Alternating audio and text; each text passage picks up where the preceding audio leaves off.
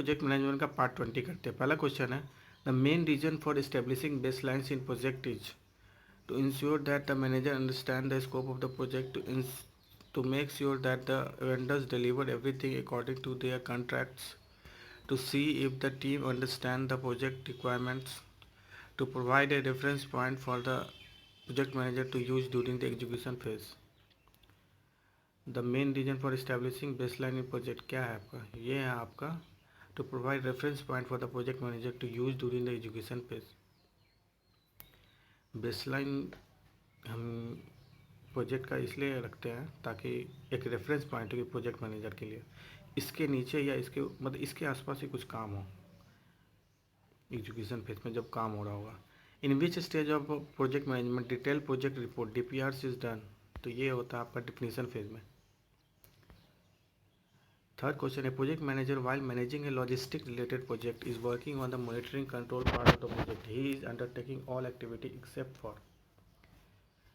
जब project manager logistic related project पे काम कर रहा है, वो कंट्रोलिंग मॉनिटरिंग कंट्रोलिंग सब देख रहा है, ये हर एक काम को मतलब देख रहा है, हर एक एक्टिविटी को देख रहा है। ये किसके बिना मतलब किस चीज़ को छोड़ के सारे एक्टिविटी को देख रहा है। Validating the scope of what is being build, controlling the schedule, performing change control on the project, managing stake holder. उसमें स्टेक होल्डर के इंगेजमेंट के रिलेटेड वो नहीं देख रहा है ना, क्योंकि लॉजिस्टिक रिलेटेड प्रोजेक्ट है और ये कंट्रोलिंग और मॉनिटरिंग पे ये काम हो रहा है, इसलिए अब स्टेक होल्डर का उतना कुछ काम नहीं है। स्टार्टिंग में काम होता है स्टेक होल्डर का, बीच में नहीं होता। स्कोप को ज़रूर देखेगा, वो शेड्यूल पे काम हो रहा है कि नहीं वो ज़रूर देखना पड़ेगा उसको उस टाइम में।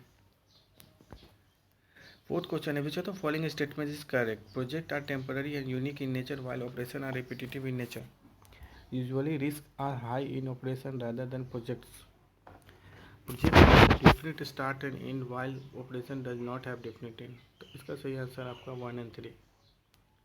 कौन सा इसमें करेक्ट है? 1 थर्ड नहीं है, risk are high in operation rather than project. Project में भी काफ़ी रिस्क होता है ना, और ये टेम्पररी होता है, यूनिक होता है, और इसके पास एंड और start definite end and start and end time होता है। The main objective of planning is to execute the project most economically and on time. Planning में हमारा यही उस समय बस एक ही एम होता है कि इकोनॉमिकली और शेड्यूल, एक पार्टिकुलर शेड्यूल में ही उस प्रोजेक्ट को कंप्लीट कर दिया जाए। Planning is important because it is advantages to the following contract, architect and engineer, client, all of them. तो इसका सही आंसर है ऑल ऑफ देम। सबके लिए प्लानिंग जरूरी है, आर्किटेक्ट हो, इंजीनियर्स हो या क्लाइंट हो। Thank you.